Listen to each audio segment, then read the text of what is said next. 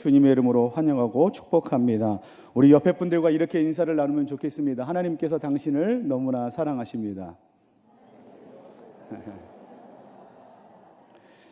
오늘 이 자리에 모인 저 여러분들은 구원의 은혜에 감사함으로 함께 모여 하나님을 예배하고 또 하나님의 말씀 앞에 엎드려 있는 하나님의 말씀의 은혜를 경험하는 시간을 살아내고 있습니다.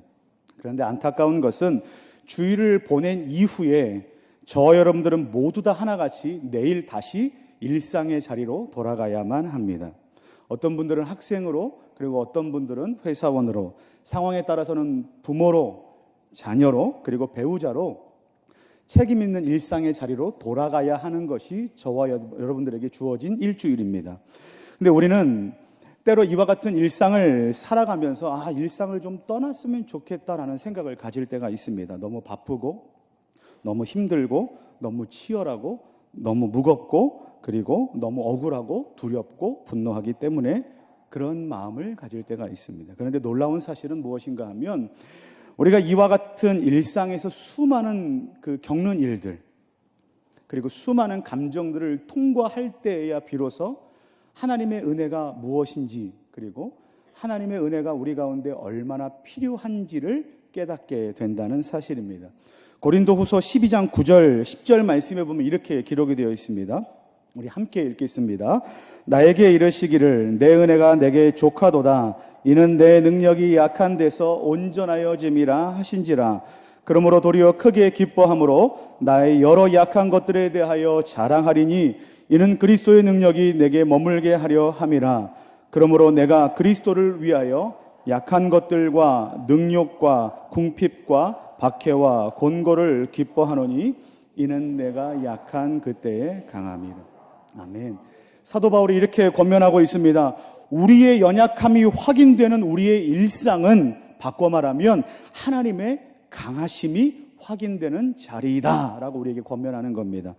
사랑하는 성도 여러분, 오늘 우리가 함께 모여 하나님의 말씀을 듣는 이 시간이 치열한 우리의 일상의 무게를 오롯이 통과해낸 저와 여러분들이 하나님의 은혜를 경험하게 되는 시간이 되기를 예수님의 이름으로 간절히 축원합니다. 또한 뿐만 아니라 다음 한 주를 의연하게 통과해낼 수 있는 용기를 갖게 되는 시간 되기를 다시 한번 예수님의 이름으로 간절히 축원합니다. 우리 다 같이 성경 말씀을 들고 함께 우리의 믿음을 고백하겠습니다. 같이 고백합니다. 이 성경은 하나님이 내게 주신 언약의 말씀입니다. 나는 이 언약을 확실히 믿습니다. 이 말씀대로 믿는 나는 하나님의 자녀입니다. 나는 영생의 축복을 받았습니다.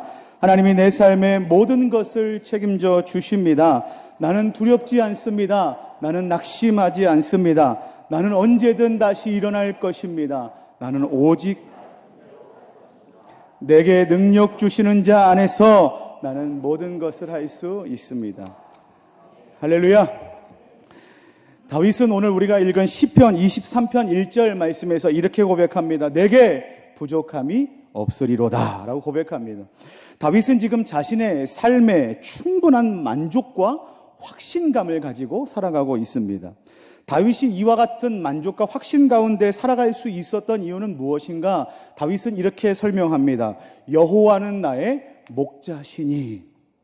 이것이 그가 만족함과 자신감 가운데 살아갈 수 있는 이유였다라고 얘기합니다. 어떤 거냐면 하나님과의 관계 때문이다. 하나님이 나에게 어떤 분이시기 때문에 내가 부족함이 없다라고 설명하고 있는 겁니다. 그런데 시편 23편은 이와 같은 만족함의 상태를 설명하려 할 때 하나님과 우리와의 관계를 하나님을 목자요 그리고 우리를 양에 비유해서 설명하고 있습니다. 목자는 당시 사람들의 눈으로 보기에 화려하거나 중요해 보이지 않는 그런 직업의 사람이었습니다. 그럼에도 불구하고 다윗이 하나님을 목자로 표현한 것은 아마도 그가 살아온 과거의 인생의 경험과 그가 겪었던 그 경험으로 인한 기억들 때문이었을 것입니다. 그는 왕으로 기름 부음을 받기 전에 양을 길렀던 목자였고 그가 목자였을 때의 경험과 기억이 그의 인생 깊게 각인되어 있었을 것입니다. 그런데 오늘 본문 말씀에서 다윗은 실제적으로 목자들이 양을 어떻게 돌보는가에 대해서 잘 설명해 주고 있습니다. 목자들은 양을 어떻게 돌봤는가? 첫 번째, 목자는 양을 인도합니다. 우리 2절과 3절 말씀을 함께 읽겠습니다. 같이 읽습니다. 그가 나를 푸른 풀밭에 누이시며 쉴 만한 물가로 인도하시는도다. 내 영혼을 소생시키시고 자기 이름을 위하여 의의 길로 인도하시는도다. 아멘. 말씀을 보면 목자는 양떼를 푸른 풀밭으로 인도하여서 그곳에서 누워서 쉬게 하고 배부르게 먹을 수 있게 합니다. 또한 더운 날씨에는 양떼를 쉴 만한 물가로 인도하여서 강렬한 햇빛과 더위로부터 피하게 하고 목마름과 갈증의 문제를 해결할 수 있도록 도와주는 역할을 합니다. 그리고 목자는 양떼가 잘못된 길로 걸어가고 있을 때 또는 그와 같은 걸음을 걸으려고 할 때마다 마음을 깨닫게 하심으로 인도하여서 의의 길, 그 길로 가면 안 돼, 바른 길로 걸어갈 수 있도록 인도하는 역할을 하는 사람이 누군가 하면 바로 목자의 역할입니다. 목자는 양들을 때와 상황에 맞게 바른 길로 인도하여서 양들로 하여금 쉼과 평화를 누릴 수 있게 하고, 지금은 잠시 설명은 하지 않았지만 심지어 치료하고 회복시켜주는 역할까지 하는 것이 바로 목자의 첫 번째 역할입니다. 두 번째, 목자는 양을 어떻게 돌보는가? 두 번째는 목자는 양을 보호합니다. 우리 4절 말씀을 함께 읽겠습니다. 같이 읽습니다. 내가 사망의 음침한 골짜기로 다닐지라도 해를 두려워하지 않을 것은 주께서 나와 함께 하심이라. 주의 지팡이와 막대기가 나를 안위하시나이다. 아멘. 앞에서도 말씀드렸지만 목자는 양을 인도하는 역할을 합니다. 근데 때에 따라 인도하는 가운데 위험한 곳을 지나야 할 때가 있습니다. 그곳을 오늘 성경에서는 사망의 음침한 골짜기다라고 표현을 합니다. 이곳은 어두운 골짜기를 일컫는 말입니다. 골짜기는 산지가 많았다. 그러니까 산과 산 그리고 또 산으로 이렇게 첩첩산중이었던 그 이스라엘 팔레스타인 지역에서 쉽게 발견되는 지형이었는데, 양떼가 이와 같은 어두운 지역을 지나갈 때에 사나운 짐승의 먹이가 되는 일이 빈번하게 일어났다고 합니다. 그럼에도 불구하고 양떼가 그 사망의 음침한 골짜기, 짐승들이 자기를 죽일 수 있겠다라고 생각하는 그 골짜기를 유유히 지나갈 수 있는 그 자신감은 어디서부터 오냐면, 들짐승들이 나타나 자기를 공격하는 그때 바로 목자가 지팡이와 막대기를 들고 자기를 찾아와서 자기를 반드시 그와 같은 위험 속에서 구원해 줄 것이다 라는 그와 같은 믿음이 있기 때문에 그것을 유유히 통과할 수 있다는 겁니다. 목자는 이렇듯 자기의 양을 위험으로부터 보호해주는 역할을 합니다. 세 번째, 목자는 어떤 역할을 하냐면 목자는 양을 먹이는 일을 합니다. 우리 5절 말씀을 같이 읽겠습니다. 시작. 주께서 내 원수의 목전에서 내게 상을 차려주시고 기름을 내 머리에 부으셨으니 내 잔이 넘치나이다. 아멘.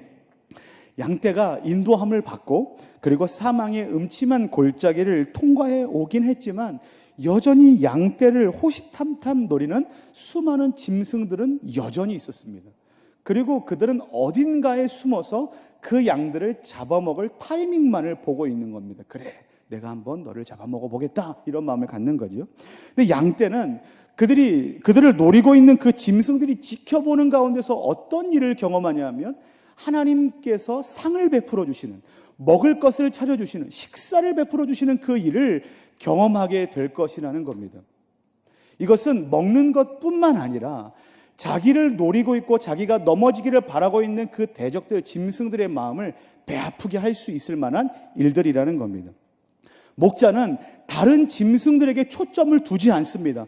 오로지 자기 자신이 기르고 있는 그 양 한 마리, 자기 자신이 기르고 있는 그 양떼에만 초점을 맞추고 있는 것이 누구냐? 바로 목자라는 사실입니다.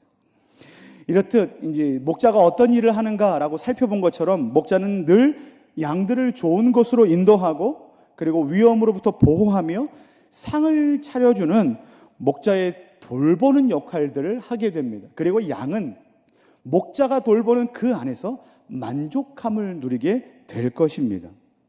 이렇게 이제 설명을 드리면 여호와는 나의 목자시니 내게 부족함이 없으리로다 라는 이 맥락이 어떤 것인지 조금은 그림이 그려질 수 있습니다. 그런데 우리는 보통 여호와는 나의 목자시니 라는 이 말씀과 그리고 내게 부족함이 없으리로다 이 말씀 사이에 있는 그 무엇을 간과합니다. 여호와는 나의 목자시니 내게 부족함이 없으리로다 그 가운데 빠져 있는 것이 무엇일까요? 바로 고난입니다. 제가 오늘 서두에 말씀드렸던 것처럼 우리는 구원을 받았다고 해서 그리고 믿음을 가졌다고 해서 다른 사람들과 다르게 일상을 건너뛰며 살 수 없습니다. 오롯이 그것을 다 통과해내야만 합니다. 우리는 진공을 살고 있는 그리스도인, 초월을 살고 있는 그리스도인이 아니라 어찌 보면 일상을 사는 일상 속의 그리스도인들입니다. 그것은 내게 부족함이 없으리로다 라고 고백했던 다윗에게도 마찬가지였습니다. 그가 내게 부족함이 없다 라고 고백할 수 있었던 것은 고난이 없었고 그에게는 그 어떤 아픔도 없었기 때문이 아니라 오히려 그 누구보다 많은 고난을 몸소 경험했고 또한 그 아픈 고난을 비로소 통과해냈기 때문에 그 다음에 내게 부족함이 없으리로다 라는 고백을 할 수 있었다는 것입니다. 사실 부족함이 없다고 그리고 영적인 만족함을 누리고 있다고 확신하고 있다고 고백하였던 다윗의 그 인생의 그 이전을 보면 그는 말도 안 될 만큼 고난 가운데 있었습니다.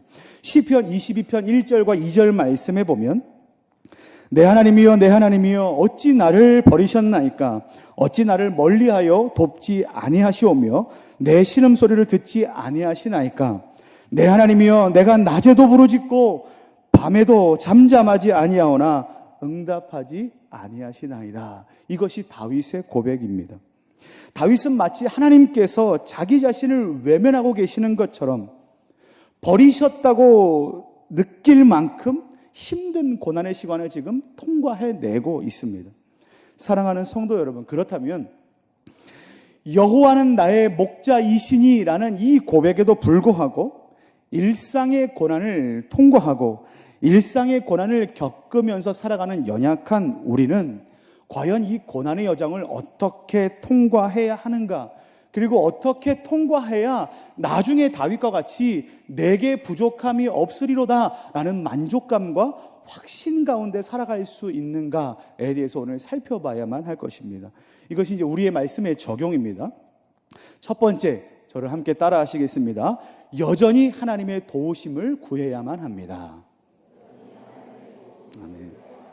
다윗은 분명 고난 가운데 있었습니다. 그리고 하나님께서 자기 자신을 외면한 것 같은 느낌마저 하나님이 나를 버리신 것은 아닌가라는 느낌마저 가질 만큼 지금 힘든 고난의 시간을 보내고 있었습니다. 그러면 더 이상 무엇을 할 수 있겠습니까?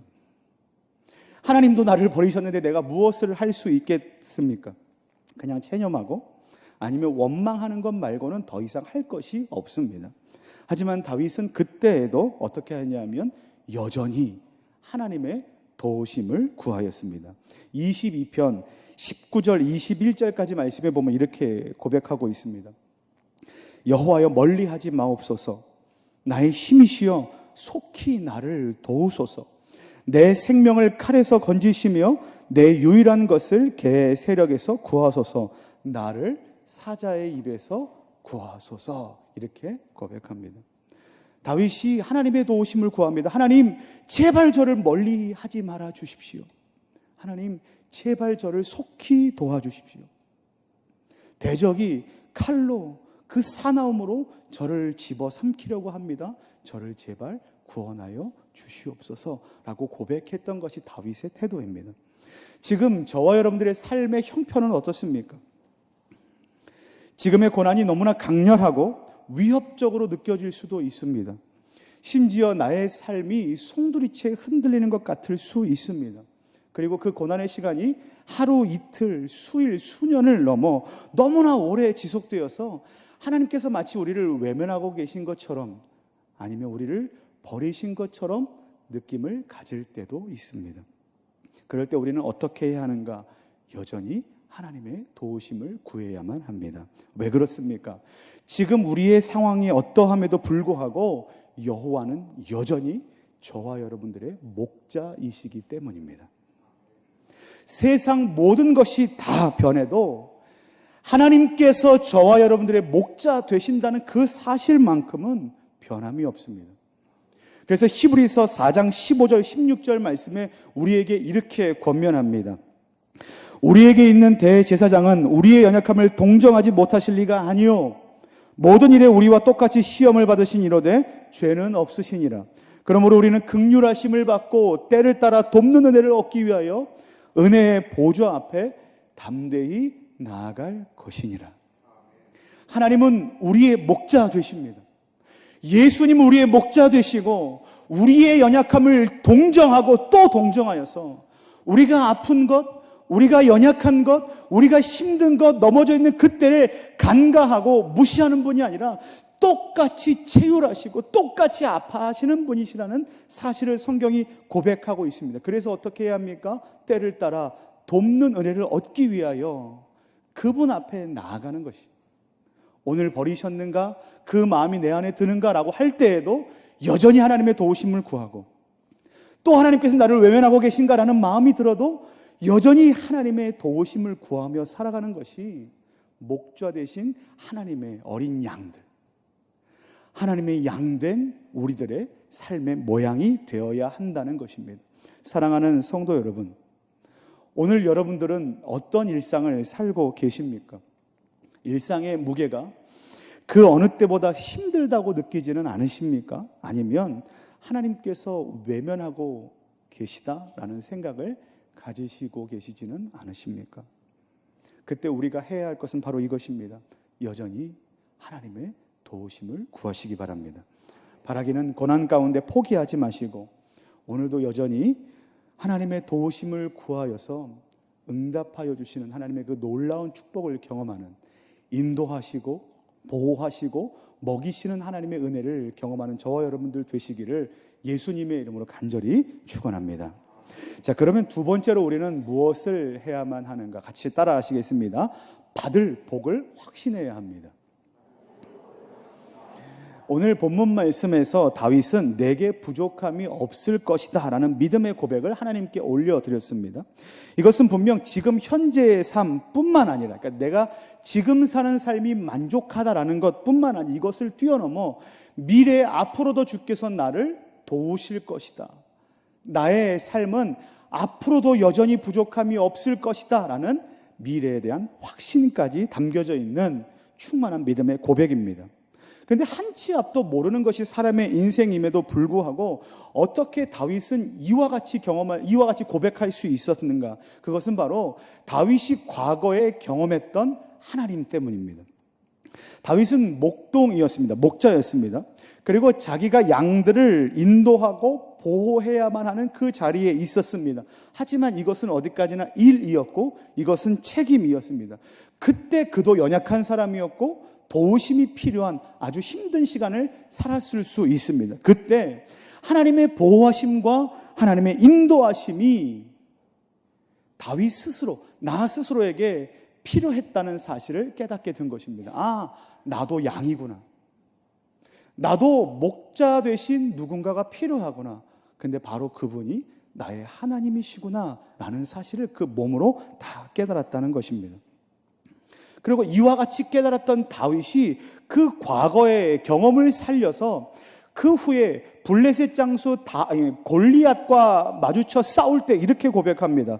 사무엘상 17장 37절 말씀에 또 다윗이 이르되 여호와께서 나를 사자의 발톱과 곰의 발톱에서 건져내셨은즉 나를 이 블레셋 사람의 손에서도 건져내시리라. 아멘. 이것이 다윗의 고백입니다. 다윗의 이전의 삶은 하나님께서 목자로 있었을 때, 그 수많은 어려움 가운데 있을 때에 도우셨던 하나님의 역사였습니다. 근데 지금 골리앗과 앞에 하고 있는 그 싸움에서 그 승리를 장담하고 하나님을 의지하며 나갈 수 있었던 그 이유가 어디냐면, 이전에 내가 들짐승, 사자의 발톱과 그리고 곰의 발톱에서 하나님께서 나를 건지셨던 그 기억의 역사, 하나님의 은혜의 역사가 그 마음 안에 자리 잡고 있었기 때문에 지금 골리앗 앞에 생각해 보십시오. 최용만보다 더 큰 사람, 그냥 기골이 장대한 그 사람, 이스라엘 모든 사람들이 싸워서 백전백패했던 그 싸움에서 지금 꼬마의 신분으로, 그리고 그 전투 장구도 제대로 거치지 않은 그와 같은 홀단신의 몸으로 그 싸움을 마주했던 그가 했던 고백이 블레셋 사람의 손에서 여호와께서 나를 구원해 주실 것이다 라는 믿음의 고백을 할 수 있었다는 사실입니다. 뭐라고 고백합니까? 하나님께서 내가 공경에 처했던 그 과거의 나를 도우셨다. 그리고 그 하나님께서 앞으로도 나를 구원해 주실 것이다 라는 믿음을 가졌다는 사실입니다. 그리고 어떻게 되었습니까? 결국 다윗은 골리앗과의 싸움, 말도 안 되는 싸움에서 승리를 경험함으로 하나님의 승리가 여전히 이스라엘 가운데 머물러 있음을 확인시켜 주었습니다. 그런데 우리는 우리의 삶의 고난을 마주할 때마다 어떤 것을 묵상합니까? 우리는 고난을 마주할 때 우리의 고난의 모양과 우리의 삶의 환경과 나의 어떠함에 대해서 계속해서 묵상하고 집중합니다. 왜 하필이면 지금 이런 일이 일어났는가? 왜 하필이면 나에게 이런 일이 일어났는가? 큰일 났다. 아이고 이제 난 망했다. 난 끝이다. 라는 말로 우리의 삶의 형편과 모양에 대해서 묵상할 때가 너무나 많습니다.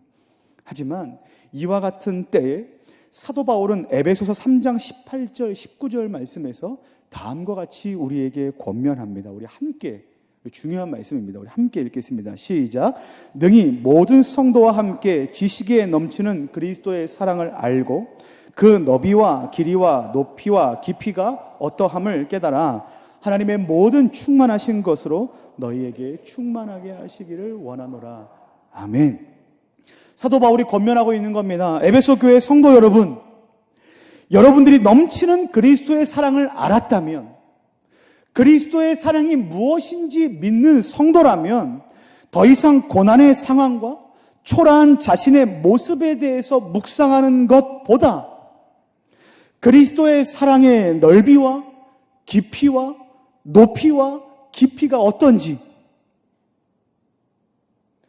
우리의 고난을 계속 묵상하는 것 말고 그리스도의 사랑의 모양과 그 깊이와 넓이가 어떤지를 묵상하는 것을 통하여 하나님의 충만하심이 우리의 삶에 충만하게 넘치도록 하기 위하여 기도하는 삶을 살아라라고 말하고 있는 겁니다.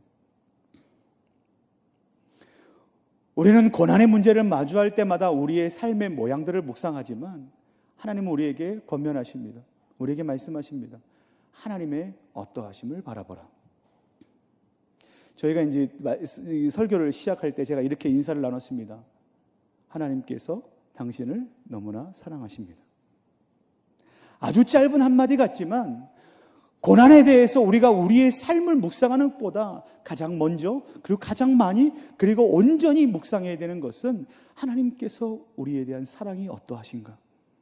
하나님께서 지금 연약함 가운데 있는 나를 어떻게 바라보고 계신가? 라는 그 사실이 너무나도 중요하다는 것입니다. 여러분, 이전에 우리가 걸어온 모든 삶의 걸음걸음은 그냥 지나간 과거가 아닙니다. 물처럼 흘러버린 과거가 아니라 우리가 걸어온 모든 걸음걸음은 하나님의 일하심의 역사요, 하나님의 은혜의 역사였습니다. 그와 같은 하나님의 역사가 점과 점으로 선을 연결하여 지금 어디까지 연결되어 있냐면 여기까지 연결되어 있고 그 선의 역사는 앞으로도 계속 될 것입니다. 왜냐하면 여호와는 우리의 선하신 목자 되시기 때문입니다. 과거에도 우리를 도우셨던 하나님께서 지금도 그리고 이후로도 저와 여러분들의 삶을 여전히 도와주실 것입니다. 이것이 우리의 소망이고 믿음입니다. 사랑하는 성도 여러분, 이제 저와 여러분들의 시선을 우리의 삶에서, 우리의 고난의 모양에서, 우리의 그 자신의 연약함의 모양에서 시선을 옮겨 하나님께로 옮겨야만 합니다. 우리의 어떠함에 대해서 묵상하면 그것은 절망입니다. 하지만 하나님의 어떠하심에 대해서 묵상하면 그것은 반대로 소망이 됩니다. 바라기는 고난 가운데 하나님을 바라보심으로 받을 복을 확신하시는, 하나님의 도우심을 미리 확인하시는 저와 여러분들 되시기를 예수님의 이름으로 간절히 축원합니다.